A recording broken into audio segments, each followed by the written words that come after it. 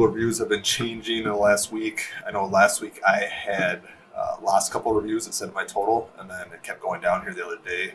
But I wanted to give everybody an update real quick that it looks like it's some type of bug with Google, as the reviews never were deleted, just the total number changed.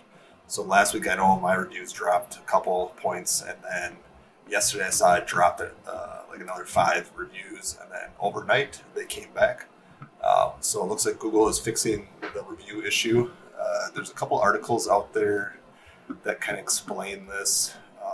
I know Search Engine Roundtable, they've got a good article here that talks about what's happening.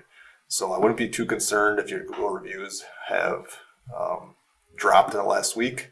It looks like they are all coming back. Stay tuned if you want to learn more about Google and how its search results work and local businesses for reviews. Thanks.